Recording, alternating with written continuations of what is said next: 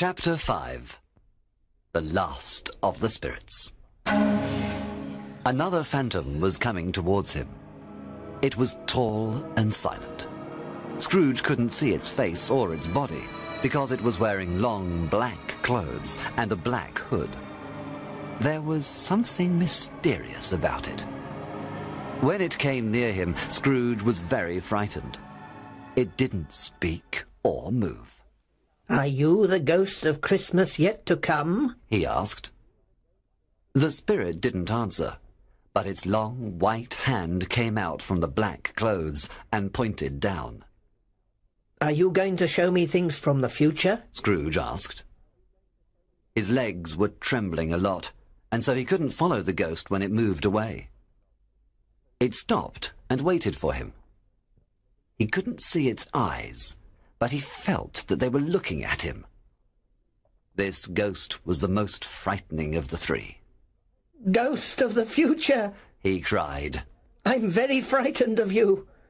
But I know that you want to help me, so I'll go with you. Please, speak to me." It made no reply. Its long hand pointed ahead. "All right, I'll come," said Scrooge. So the ghost carried him to the centre of London. At a place called the Exchange, he saw a lot of businessmen. Their pockets were full of money. They were walking around and talking to each other. They often jingled the money in their pockets and looked at their watches. Scrooge knew many of them. When the ghost stopped near three men, he could hear their conversation. "No, I don't know much," said one very fat man. "I only know he's dead." When did he die?" another man asked. "Last night, I think." "I thought he would never die. Was he very ill?" "God knows." "What about his money?" asked a man with a very red face. "I don't know," replied the fat man. "He hasn't left it to me." Everybody laughed. "The funeral will be very cheap, because only a few people will go," the fat man continued. "I'll go if there's a big lunch," the red-faced man said. Another laugh. And then the men went away. Scrooge looked at the ghost. "Who were they talking about?" he asked. But the ghost said nothing. It went into the street and showed Scrooge two men. He knew them. They were rich and important businessmen. First they said hello. Then one of them said, "Well, he's finally dead." "Yes, I've heard," answered his companion. "Cold, isn't it?" "Very cold, but it's the right weather for Christmas. Would you like to come ice skating?" "No, thank you. I'm too busy. Good morning." That was the end of their conversation. Scrooge was surprised. Who were they talking about? He couldn't think of anybody. Old Marley died 7 years ago, and this ghost was showing him the future.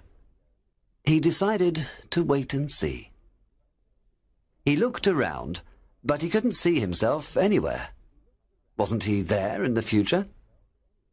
Silent and black, the ghost stood near him. He knew that it was watching him, and he trembled. They went into a poor part of the city where the streets were dirty and narrow. There were dark shops and houses, and the people looked ugly and miserable. A lot of them were drunk. Rubbish was everywhere, and there were bad smells. The quarter was full of dangerous criminals. Scrooge followed the ghost into a small, dark shop. It was full of dirty old things, bottles, clothes, keys, chains. A man of about 70 with grey hair sat near a fire and smoked his pipe. Then a woman came in with a big, heavy box in her arms. She put it on the floor and sat down. "Open it, old Joe," she said, "and give me the money." The man opened the box. "What are these?" he said. "Bed curtains? Did you take 'em while he was in bed?" "Yes, why not? There was nobody with him. There are blankets, too." "His blankets?" "Of course. He won't need them where he's going. Here's a beautiful, expensive shirt, too. He was wearing it for his funeral. I thought, what a pity. This is a very fine shirt, but nobody will wear it again. So I took it off him. You did well, madam, laughed old Joe. You're a clever woman, and you'll make a fortune one day. I must think of myself like him. He was a selfish old miser. I cleaned his rooms and his clothes. I worked very hard for him, but he never gave me anything. I wanted to take more things, but his housekeeper took them before me. Just then, the housekeeper came in. She had a large bag full of sheets, towels, clothes and shoes. Now look in my bag, old Joe, she said, and tell me how much you give me. Old Joe counted up the money for each thing in the box and the bag and wrote some numbers on the wall. That's how much I'll give you, he said, and no more. I always give too much, and so I'm poor. Then he opened a dirty bag and put the money on the floor. When he was alive, he frightened people and they hated him. So we get the profits now that he's dead. Scrooge watched this in horror. Spirit, I see, and I understand. This could happen to me. Oh, God, what's this now? The scene changed, and he was near a bed. It had no blankets or curtains. There was only an old sheet with something under it, the body of a dead man. The ghost pointed at the head, but Scrooge couldn't pull down the sheet and look at the dead man's face. He was shaking with terror. The body was cold, rigid, and alone in that dark room. How terrible, thought Scrooge. Not a man, woman, or child to say that he was kind to them in life, and to remember him with love. Then he heard the sound of rats behind the walls. Were they waiting? Were they going to jump on the bed and... Spirit, he said. What a horrible place. I'll always remember this scene. Can we go now? But the ghost still pointed at the dead man's head. I understand, Scrooge said. But I can't do it. I ask you to show me somebody who is sorry that this man is dead. The ghost took him to Bob Cratchit's house. The mother and children were sitting round the fire. They were quiet. Very quiet. The little Cratchits sat like statues in a corner. Peter was reading. When is Father coming? He asked. He's late, but I think he walks slower now. I remember when he walked very fast with Tiny Tim on his shoulder, said the mother. But Tiny Tim was very light, and his father loved him so much. Ah, there's your father at the door. Bob came in. He drank some tea while the two little Cratchits put their faces close to his, saying, Don't be sad, Father. So Bob tried to be cheerful. But suddenly he cried, My little child! My little boy! He went to a room upstairs. It looked as bright and happy as Christmas. He sat on a chair next to the bed. There was a little child on it. It was Tiny Tim, and he wasn't sleeping. He was dead. Bob kissed the little face. Then he went downstairs. I met Mr. Scrooge's nephew in the street, he told the family. He asked me why I was so sad. When I told him, he said he was very sorry and wanted to help us. I think he's going to find a job for Peter. He's a very good man, said Mrs. Cratchit. Yes. Children, when you all leave home in a few years, you won't forget Tiny Tim, will you? Never, Father. They all cried. Thank you. I feel happier now, Bob said. Scrooge said to the ghost, Oh, please tell me who that dead man was. The ghost took him near his office, but it didn't stop. Wait, said Scrooge. My office is in that house. Let me go and see what I'll be in the future. The ghost continued walking. Scrooge ran to the window of his office and looked in. He saw an office, but it wasn't his. everything was different, including the man at the desk. He followed the ghost again. It stopped at the gate of a cemetery. Am I going to learn the dead man's name now? Asked Scrooge. The spirit led him to a grave. He went near it, trembling. Before I look at the name, he said, answer me one question. Is it really necessary for these things to happen, or are they only possible? The ghost didn't answer. I mean, if men change their lives and become better, will the future change too? Is this what you want to tell me? The ghost was silent. Scrooge went slowly towards the grave, still trembling. He read the name on the gravestone. Ebenezer Scrooge. He fell on his knees. I was the dead man in the bed. Oh, spirit! Oh, no, no. Listen, I've changed. I won't be the same man as before. Tell me there is still hope. Please, tell me that if I change my life, the things that you have shown me will be different. The spirit's hand trembled. I will celebrate Christmas with all my heart. Scrooge continued. And I'll always try to have the Christmas spirit every day of the year. I will live in the past, the present and the future. I will not forget the lessons that they teach. Oh, tell me that I can clean the name off this stone. Scrooge held up his hands to the ghost, but suddenly it vanished. There was only a bed curtain in front of his eyes. Chapter 6. A Merry Christmas, Mr. Scrooge!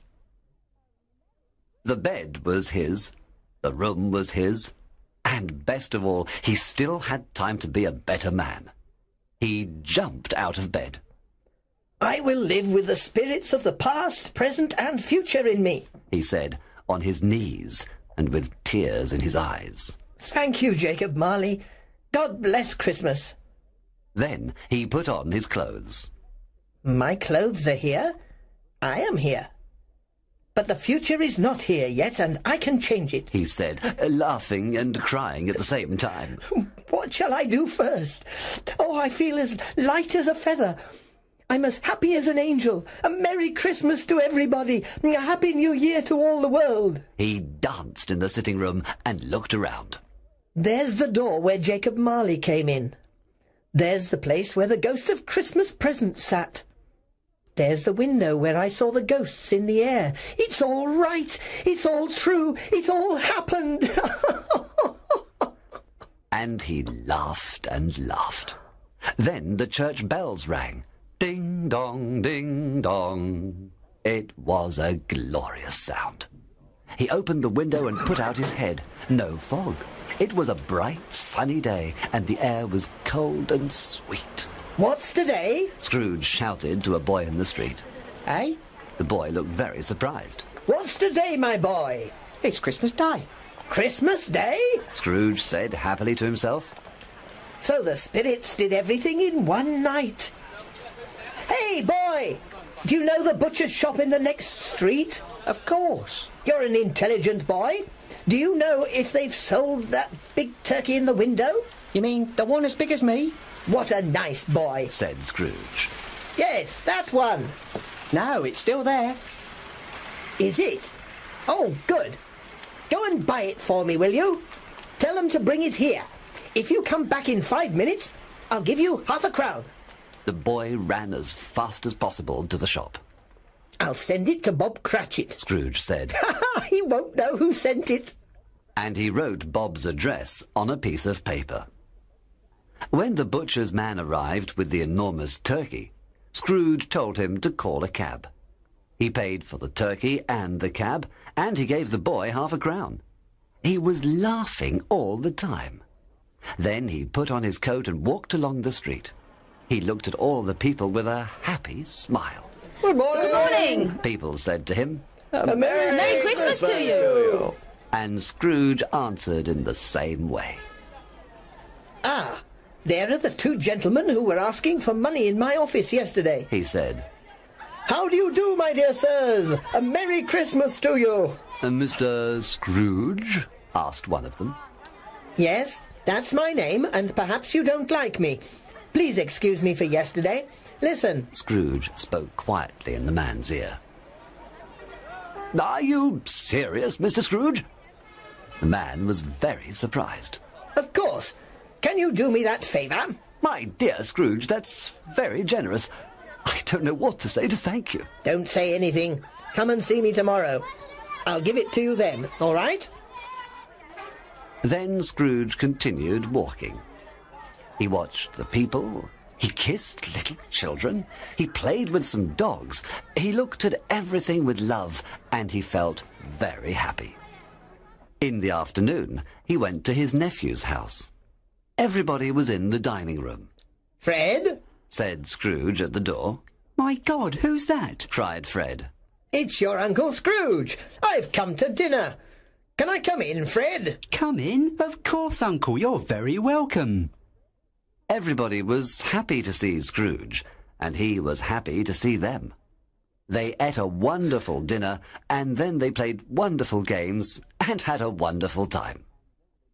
Scrooge was in his office early the next morning. He was waiting for Bob Cratchit.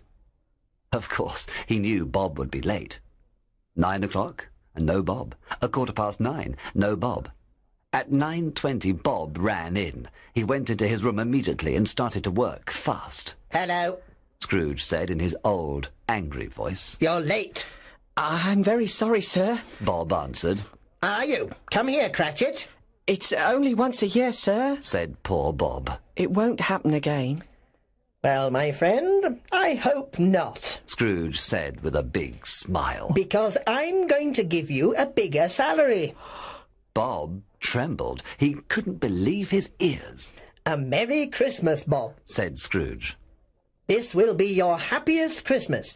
Yes, I'm going to give you a lot more money, and I'm going to help your poor family.